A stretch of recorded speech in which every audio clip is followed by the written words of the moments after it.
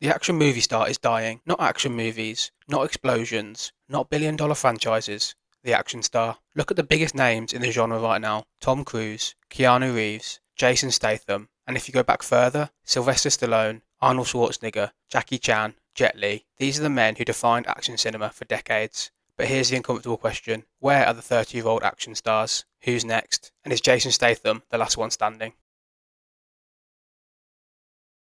In the 80s and 90s, action stars weren't just actors, they were brands. Arnold Schwarzenegger could open a movie on name alone. Sylvester Stallone could sell a poster with just a silhouette. Jean-Claude Van Damme was a genre unto himself. Terminator 2 made over 500 million worldwide in 1991, the equivalent of well over a billion today. True Lies crossed 378 million in 1994, driven largely by Arnold's name. These films weren't sold on IP, they were sold on the man. Even into the 2000s, that system continued.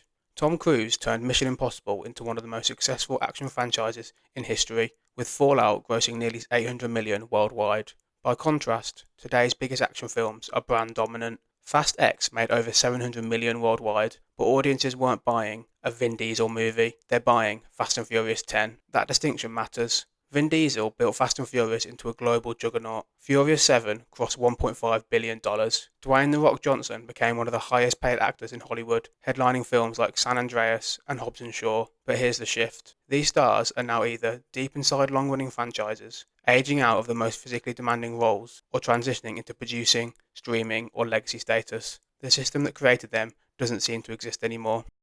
Which brings us to Jason Statham. Statham isn't the loudest star in Hollywood. He doesn't command 20 million upfront salaries. He's not the face of a billion-dollar cinematic universe. But over the last decade, he's quietly done something remarkable. He's remained consistent.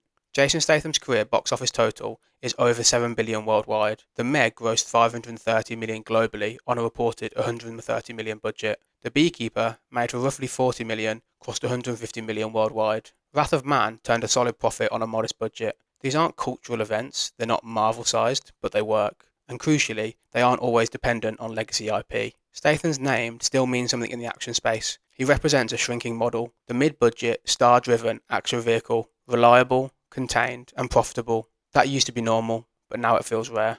Let's look at the numbers. In 2023, 7 of the top 10 highest grossing films were sequels or franchise entries. Original, star-driven action films barely cracked the top tier. Even something like John Wick Chapter 4 made over 440 million worldwide, but that's a franchise built over a decade. There hasn't been a breakout, non-franchise action star under 40 in over 15 years. So why hasn't Hollywood produced a new wave of action stars? There are several reasons. First, IP dominance. Studios don't trust faces anymore, they trust franchises. Marvel, Fast and Furious, Mission Impossible, John Wick. It's not about who's in the movie, it's about what universe it belongs to. Secondly, the economics. Mid-budget action films, the $40 to $70 million range, have become riskier in the streaming era. Studios either go small and prestige or huge and franchise-driven. The middle is disappearing. Thirdly, insurance and physical risk. Tom Cruise hanging off planes is extraordinary, but it's also increasingly rare. Studios are cautious. They prefer controllable spectacle over actor-driven physicality.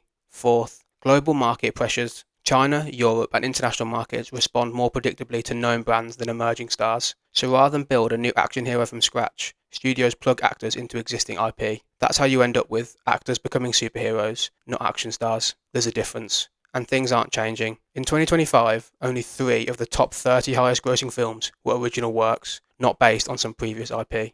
Let's look at the rest of the field. Tom Cruise is arguably the last true global action megastar, but even he operates inside a 27-year-old franchise. Keanu Reeves revived himself through John Wick, but that too became a brand machine. Vin Diesel is inseparable from Fast and Furious, and Dwayne Johnson has leaned into franchises, remakes, and IP-heavy projects. The legacy figures such as Arnold, Van Damme, Jackie Chan, and Jet Li have largely stepped back or retired completely. These men built the genre, but none of them represent the future, and that's the problem. And here's the interesting part. It's not like action films have disappeared. In fact, we've had plenty of solid, even very good action movies in the last few years. Take something like Novocaine. On paper, it has everything you'd want from a breakout action vehicle. A charismatic lead, a high concept hook, a slick, modern action style. And yet, can you even name the lead actor in that movie? It didn't create a new action star. It didn't announce a new arrival of the next Tom Cruise, the next Statham, the next Keanu. It was just a movie. The same goes for countless mid-tier action releases over the last decade. Well made, entertaining, competent, but disposable.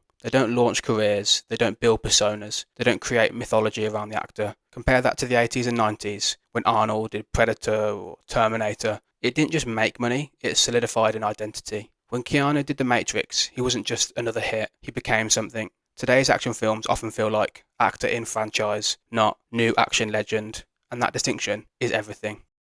The action movie star isn't dead yet, but it is aging, and unless the industry rediscovers how to build stars, not just brands, we may look back at this era and realise Jason Statham wasn't just consistent, he was the last of a dying dynasty. I'm alive! I'm alive! So what do you think? Is there a new action star I'm missing? Or has Hollywood quietly stopped trying to create them? Let me know in the comments, and if you're into film industry deep dives like this, make sure to subscribe.